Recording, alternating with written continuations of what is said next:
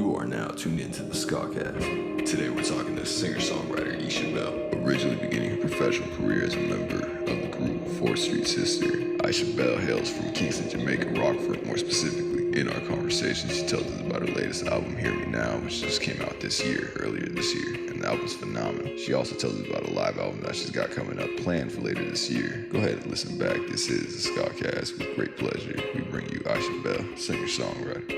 By the way, one quick note about Aisha's current social media situation for all of our Instagram family. On Aisha's page, her current page, Isha Bel Music, is going to get retired soon, and she wants everybody to follow her new Instagram page, @Isha Bel Official. So that's Isha Bel Official all together, all lowercase, you know what I'm saying? How you doing, miss? I'm well. How are you? I'm doing good. Thank you so much for making time for this, by the way. I know I know you're probably super busy, you know, so yeah, in the studio as we speak. So this is just our little sitting area. Oh, you're recording today or what? No, I'm actually I'm going to record, but some dub plates and stuff that I have outstanding that I promised people from last week. Oh, really? Okay. Completing all of those. Nice. I understand you started with your family, right? You started singing in church? Yeah, I started in church. My father was a singer. Okay. And he was a Rasta man before that became a Christian. So he was in like a band, and then he became a Christian, and then he had me before he became a Christian. And we just continued singing in church. My brothers and sisters, we used to have this thing called Kojic concert competition. So all the churches around and I used to be the star singer. Okay. That was all different churches across the island would come together, and every time like this, like summertime, this would be the time we have the Kojic conference. And after that, school. While I was in school, at high school, I would start singing again. And first professional experience was a girl group. Okay. Uh-huh.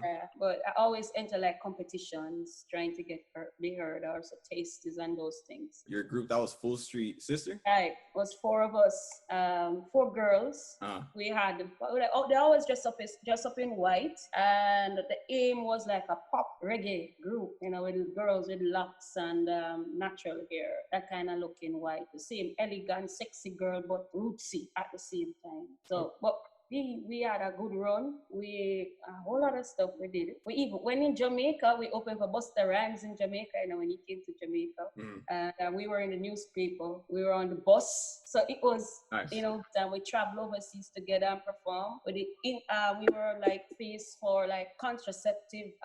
We were the face, you know, of that. So, and we were also in the movie One Love with Shireen Anderson, Kimani Mali. Were in that movie. Wow, yeah. That's big. How did the contraception thing come together? Was that like something that somebody saw us, because we were always on the TV, in the papers, and somebody just thought we would be a good fit, and they approached us. And it's a contraceptive called Mini Guyana at the time. They were new to the country, and they used us. And even though in the pharmacy, you can still go and see all those billboards before those ads before I had locks, you know, and my hair was short and all those things. Nice. No, that's cool. Great. So when you guys did the One Love movie, was that kind of like a thing where you guys were already everywhere in the newspaper and the TV, and they saw you guys and they wanted you in the movie? Similar, right? Because we had a manager. He would shows, and like we did like cabaret shows, and we were the corporate angels. That's what you would call it. They would call us to do like the Caymanas, the RJR road shows, the Jamaica Manufacturers Association show, because we were kind of a mix where we did our original songs as well as we would cover other people's songs. So that's the training I've had in terms of, we used to do cabaret shows, that was our training ground. So we would perform in the hotels, like Wednesday, Thursday, Friday, Saturday, Sunday. And they would leave work, because I used to work at the newspaper at the time. Leave work at 5 o'clock and run, catch them to go to the grill, and then wake up back at 4 in the morning and get back to work at 8 o'clock. So that kind of vibration. And we were like, if I could find some pictures and show you. It was like that vibe. Oh, nice. So you guys were on it pretty much when you guys Right. when you guys weren't doing the corporate angel gigs, you guys were doing the cabaret shows and everything in between. Exactly right. We used to train. We were so well trained that if they say, "Ooh," everybody goes together. It's like in our sleep. We would rehearse. Like when I would leave work at that time at 5 o'clock, and rehearse by 5:30. We would rehearse from 5:30 to 1 in the morning. And in that time, we kick off this regular shoes and put on the high heel shoes. We perform in the high heel shoes until then, because they have to gel. So that training grown. Wow. Man, I mean, are you still keeping in touch with the members from the group? It's so funny. One of them, she's on television now, called Mellow FM. Another one, she's an artist. How did the original Full Street Sister just kind of stop doing things? Did you guys decide to take a break, or was it kind of like there were directional differences? Like girls, we were at a time where, when you do something for so long, you need to go to the next level. And it was like we were not getting to where we needed to be, so the frustration and just directional, because like you can do so many cabaret shows, but then you're a recording group and you have to go where your original intent, and that wasn't blossoming, Right. So people were getting frustrated and like members starting to leave one, and I thought after a while myself just couldn't do anymore, you got to the point where you just couldn't do any more at the time, because at one point it was just me and another girl left, Right. Yeah. and every time somebody comes in it. Yeah, that's a little tough to try and steer the ship when the foundation is already shaky, Yeah, right. So it was not. A lot of persons would tell us that we were way before our time. Okay. The level of performance, just the entire packaging, we were way before our time. Right. But it was just not coming together the way we expected it, 5, 6 years, my early years in the music. And I took a break. After the group, I took a long break. I would just go like do some backup work, or like if somebody called me, like I go on the road with Barry Salmon with the tour that he was a lead act to back other acts, and I come back home and I just take a long break and just go look for family. And then one day I just decided, okay, I got to sing again, because it was like I dealt with my frustration. No, before that, I don't know if you're familiar with a group called Morgan's Heritage. They're a huge reggae group, right?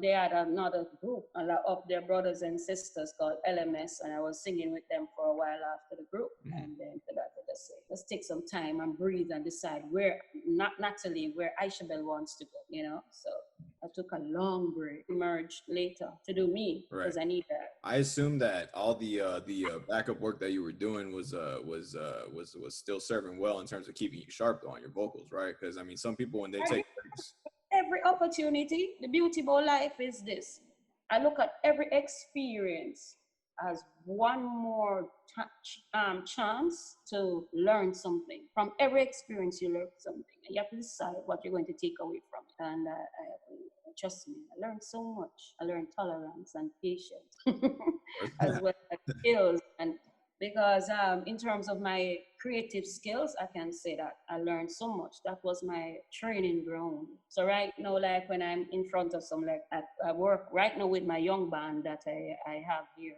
I don't know if you see me sometime rehearsing online. You can see my hand movements then, because I was there imitating the guitar a while ago. I don't know if you see me rehearsing online sometimes. Like the young musicians, they don't understand my background. I always say, no, it needs to go like this. Zoops, everybody needs to set it up. You have to spend time explaining to them. So it was really a training ground for me that I have the ability now to impart what I learned to other persons while doing Isha Bel. And a lot of people look up to me in a way that I'm like, okay, it wasn't wasted. Nothing is ever wasted. Just depending on your use. Right. When you started singing, were you already playing other instruments, or has it always just been singing for you? I can ping pong on the piano and ping pong on the guitar, and I hear everything in my head. For me, it's like I will walk in a room and I dream the songs in my head before I even go into the studio. I'm the person who will wake up at 2 o'clock in the morning and be up with a melody, and I'm like, get the song, come here. I will sit down and work it out. So I hear, this is what you must play, XYZ, blah, blah, blah. So I hear everything. I hear the drum must go, I hear that must go. long before, and I said, you know, try this key. I like sing what I want. Yeah. So I can ping pong on the piano, you know, like, you know, if I have to work out some chords, but I'm no, what you would call it now, virtuoso. Of course. I mean, hey, you know, no one ever is, I think. So when you train like your musicians, like any of your backing bands, do you ever run into problems with? Is there ever like, because like you know how you're saying, you know, it's supposed to be played like this, not like that. What's the biggest issue? Is it usually like swing problems? Is it the feel or what's the biggest issue you run into? One of the biggest problems I've run into as a singer with other musicians is them trying to interpret what I'm feeling. In terms of them trying to always change to suit. I like to deal with a song for a song. If I dream the song as a lot. I remember sometime I dreamed saw Aretha Franklin singing my song. I was on stage and Aretha Franklin was singing. So I tried to recreate the song I dreamed. See, but they come and sometimes they try to just force everything into being reggae when not everything is reggae, because I don't consider that every song is for me to sing it. I'm just creating. So I just want to create what I hear in my head. And I run into that issue a lot in terms of like interpretation with other musicians, because they're not willing. I don't know if it's a female thing. A lot of them don't want to really listen to you when you say, this is what I want, as opposed to what they want, because them know everything. I've gone through that. But over the years, while they learn to listen to me, because I'm saying, it can't work. This is what I want. Yeah. But they're just say, hey, that sounds good, you know. We could try that. You follow where I'm coming from? That's so. Let's go with that. You know, it's a give and take situation. But if I feel very passionate about a song, I don't want to force it in any other field. Let's try explore what the song is about. It's like a seed, you know, you plant that seed and you just watch it grow and one little leaf sprout out there and little thing. So everything just manifests. If you try to force it into something else, it will never feel good. You'll never feel good. Y'all, every singer goes through it. You know, that cringe moment when you hear something online when you want, damn, that thing could have been better, you know, man. Damn, that's not how I wanted it, you know. But guess what? It's a give and take situation.